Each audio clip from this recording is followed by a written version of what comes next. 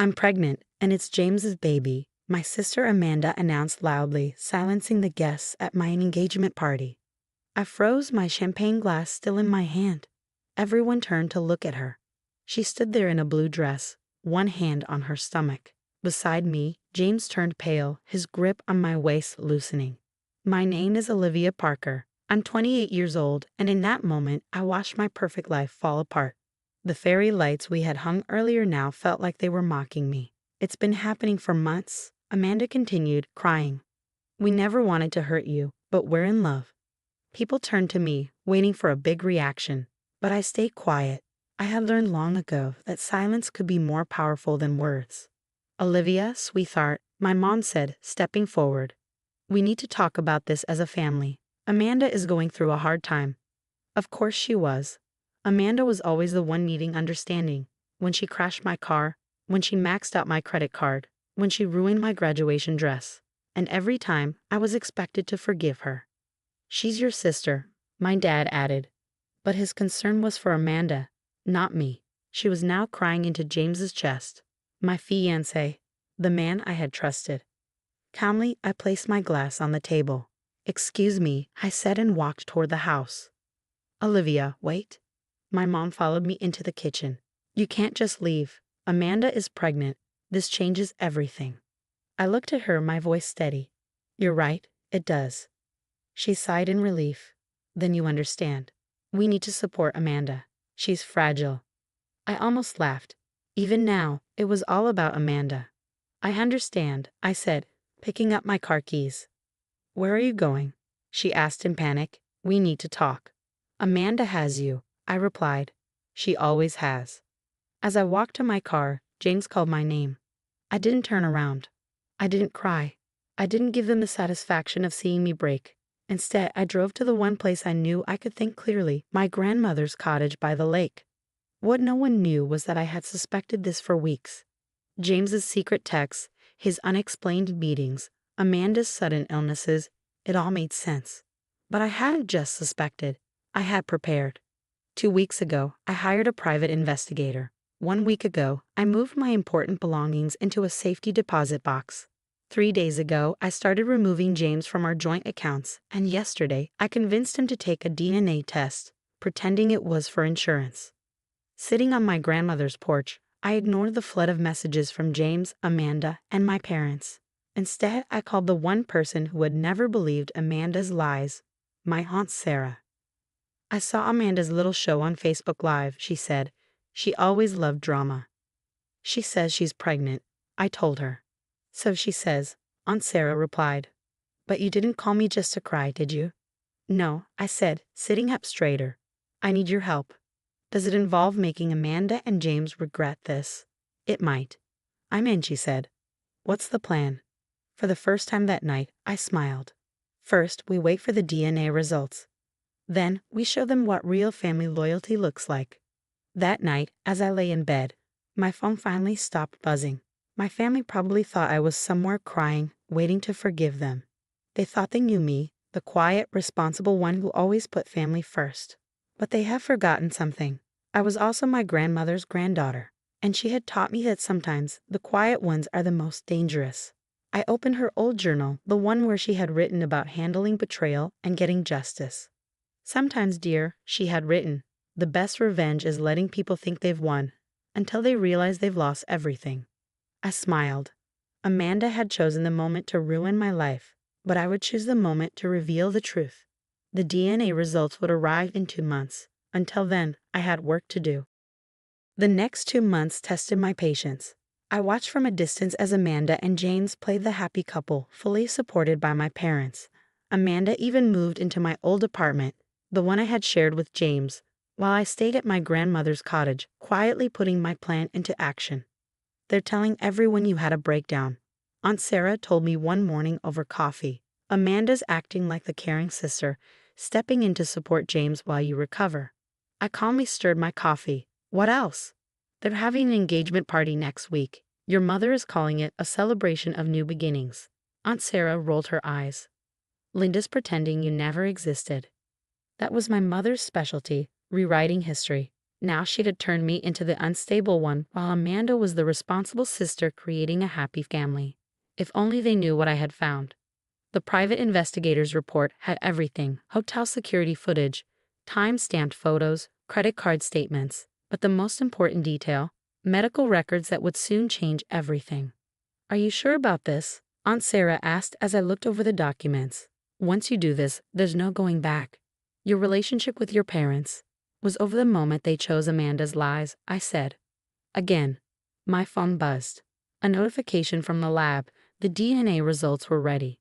The timing was perfect. Tonight was Amanda and James's engagement party, hosted by my parents at their country club. The same place where, 3 months ago, James had proposed to me. "Ready?" Aunt Sarah asked as we parked outside. I smoothed my black dress. Power, not mourning. Absolutely. Even from the entrance, I could hear the party. Amanda's laugh rang out, and my mother's voice proudly introduced her expecting daughter and future son-in-law. Then silence. "Olivia," my mother said, forcing a smile. "This is a private party." "I won't stay long," I said. "I just came to share some news." Amanda stepped forward, her hand protectively over her growing belly. "Haven't you caused enough drama? We're trying to celebrate." I smiled, remembering my grandmother's advice. Let them think they've won. I actually brought a gift. I pulled an envelope from my purse. James's DNA test results. James, who had been standing stiffly since I arrived, went pale. "That was for insurance," he stammered. "It's private." "Oh, but family matters should be discussed openly," I said, using my mother's favorite phrase. "Right, Mom?" My father stepped in, his face angry. "That's enough, Olivia. You're making a scene." "No," I said quietly. "Amanda made a scene at my engagement party. I'm just finishing it." I opened the envelope slowly. "These results show something interesting. Something that makes it impossible for James to be your baby's father." Amanda's face drained of color. Behind her, James looked confused, then shocked, then furious as the truth hit him. "You're lying," Amanda whispered. "Science doesn't lie," I said. "But you do. About the pregnancy. About James. About everything." "Amanda." James's voice was hoarse. "What is she talking about?" I pulled out another document. "The investigator found your medical records. You had fertility treatments 3 months ago with your ex-boyfriend, Michael. The one you've been secretly seeing." Gasps and whispers filled the room. My mother swayed, reaching for support. "The timing is perfect," I continued. "You got pregnant right after James and I announced our engagement, and since Michael left you, I let the meaning sink in." "You planned this?" James asked Amanda, his voice rising. "All of it." Tears welled in Amanda's eyes, her usual move. "I was desperate. Michael left, and I saw how happy you were with Olivia. I thought. You thought you could steal my fiancé, lie about the baby's father, and have our parents cover for you," I finished. "And you were right. They did." I turned to my parents, who stood frozen. "You didn't even question it, did you? You just believed Amanda, like always." "We didn't know," my mother whispered. "You didn't want to know," I corrected. "You never do with her." The room had fallen completely silent. Even Amanda had stopped crying, realizing there was no way out. "You knew all along?" James asked, his voice shaky. "I suspected," I said. "Amanda's never been as clever as she thinks. And you've never been good at keeping secrets." Aunt Sarah stepped forward, her heels clicking on the polished floor. "I think," she said loudly, "this party is over." James stormed out. Amanda sobbed. My parents stood helplessly, trying to salvage what was left. No one looked at me. "Grandmother would be proud," Aunt Sarah said as we walked to the car. I thought of her journal, her lessons on patience and justice. Yes, I agreed. She would. But this wasn't over. The DNA test and medical records were just the beginning. There were more truths to reveal, more lessons to be taught. Amanda had always been the star of our family's show, but now I was in control of the final act. The fallout from the country club revelation was more satisfying than I had imagined. Within days, Amanda's carefully built world fell apart. James moved out of our old apartment immediately, leaving Amanda alone with her lies.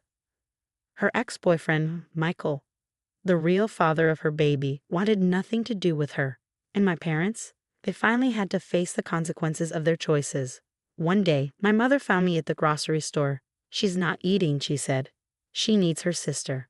I kept picking apples, not looking up. "No, what she needs is to face the truth. Something you never made her do." "We made mistakes," she admitted, her voice shaking. "But she's still your sister." I finally met her gaze. "And I was still your daughter every time you chose her over me." Then came another revelation, this one from Aunt Sarah. Over dinner, she shared what she had discovered. "Your father has been paying Amanda's credit card bills for years," she said, "including the hotels where she met Michael while you and James were engaged." I shouldn't have been surprised, but it still hurt. So they knew. They suspected, Aunt Sarah corrected. But questioning Amanda was never their way. I thought about all the times I had worked extra hours to pay for college, while Amanda's expenses were always covered without question. It was clear now, they hadn't just enabled her behavior, they had funded it. 3 weeks after the engagement party, I got an unexpected visitor. James stood on my grandmother's porch, looking exhausted and ashamed.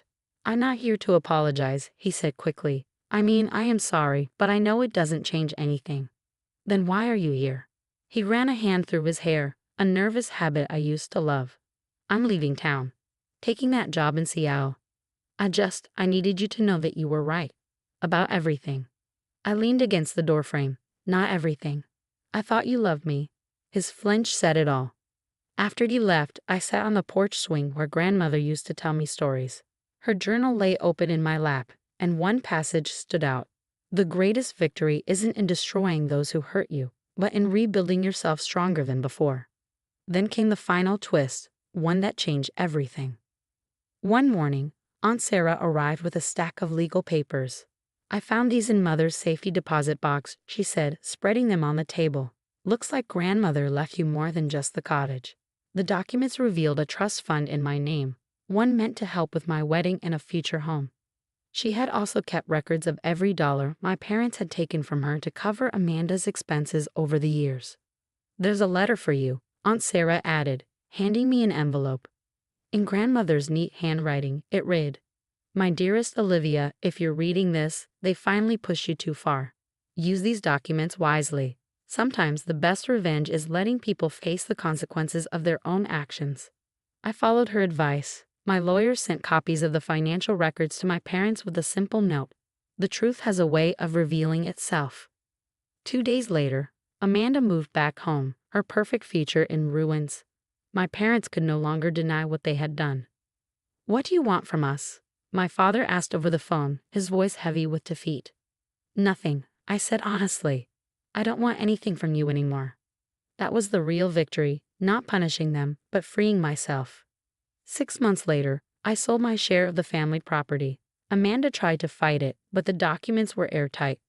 I used the money to buy a small bookstore near the cottage, something I had always dreamed of but never pursued because my parents wanted me to be practical. Aunt Sarah helped me renovate, and on opening day she gave me a special gift. Grandmother's journal, rebound in leather with a new inscription.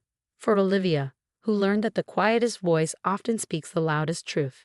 I keep the DNA test results in my desk drawer, not as a reminder of betrayal, but as proof of my strength. Amanda still lives with our parents, her baby due any day now. I hear things about them sometimes, but their drama no longer touches me. Last week, I got a wedding invitation from James. He's marrying someone new in Seattle. I sent it back unopened. Some chapters are better left closed. Now, as I sit on the cottage porch watching the sunset over the lake, I finally understand what grandmother meant about victory. It's not about winning the fight, it's about choosing your own path forward. Amanda's betrayal didn't break me. It set me free, and that is the best revenge of all.